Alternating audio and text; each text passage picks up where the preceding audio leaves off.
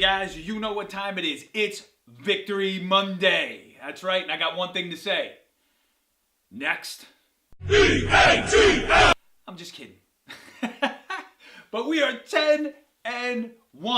Another ass whooping put down on the Bears this week. That's right, we kicked the crap out of the Bears. They only got 3 points. It was 31-3 at the Link. What a fun day to be a Philadelphia Eagles fan. The one thing I do have to say, though, is Fox. Come on, man. You had to switch games. I'm down here. I live in the D.C. Baltimore area. And we had the game, and I was loving it. And then, boom, I'm watching it on my phone because you screwed me. Right? Don't do that. Don't do that. Don't make me come looking for you, Murdoch. Because I will. I'll come looking for somebody at Fox. That's right.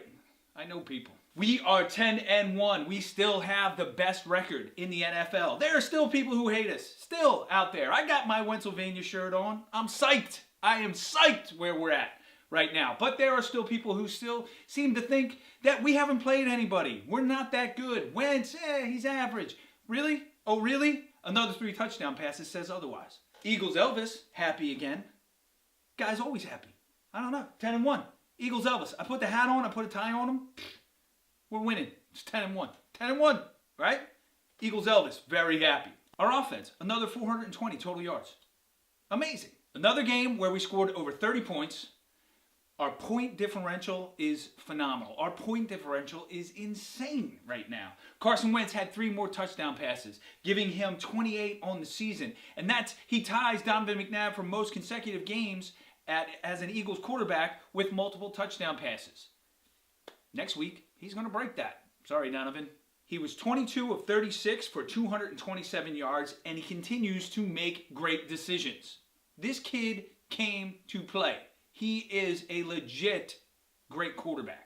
I don't care what anybody out there says. I don't care. Try to compare. People make stupid comparisons. I got into an argument with a Giants fan this week about how Eli Manning is still better than Carson Wentz. Please, okay? And then he's trying to tell me, well, he's won 2 Super Bowls.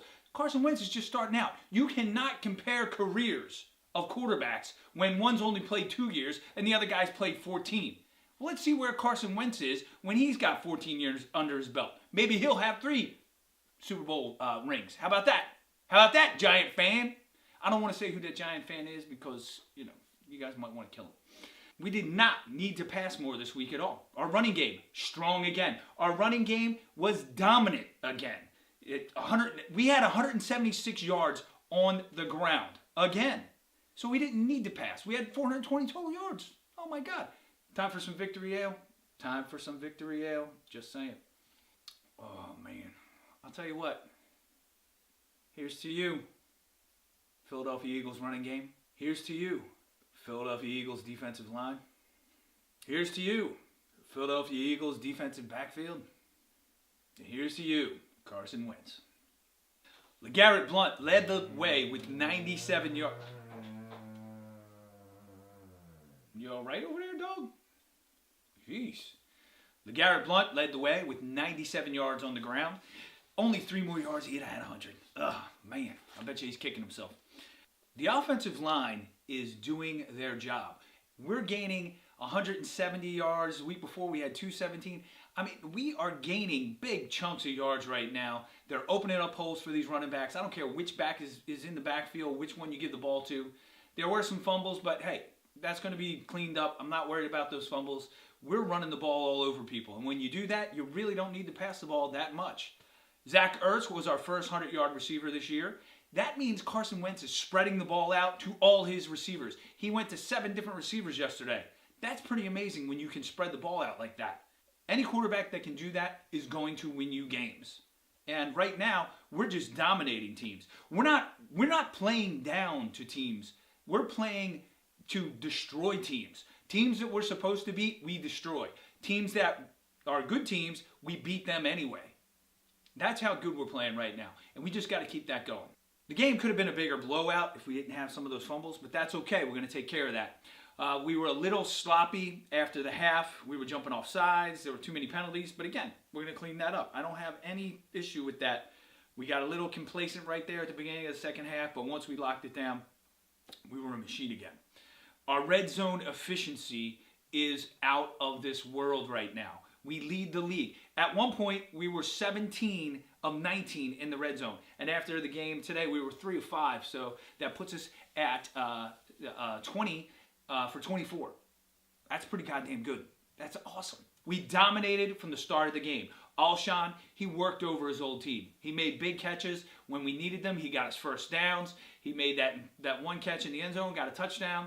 That was a pretty nice catch. You can't say enough about this guy. I would personally like to see us lock him down for a couple more years because he's still a good receiver and he can still make some big plays. Aguilar is playing where we finally need him to be. Out of that slot, he is just dominating people. You get him in the open field one-on-one against somebody, you can't catch him. You can't. He's too quick. He has his moves, they're too good. Here's what I got to say about Carson Wentz. One play yesterday defined what kind of quarterback he is. When they went to that screen and it wasn't there, and they had that blitz coming from his blind side, and he spun out and ran for the first down, that play right there shows you what kind of quarterback Carson Wentz is. His instincts are above and beyond any other quarterback that you'll see. You know, you have other good quarterbacks out there who are like that, but this guy, he's a magician. And if he keeps that up and he keeps developing and we get better protection for him, which we will do and we've done the whole time, he's going to be dominant over the next 10 years. He's that good. That one play showed us what kind of quarterback we have. On the defensive side of the ball, the Bears couldn't do a thing. Our run D was dominant. It kept the league. They were a top 5 rushing team, the Bears.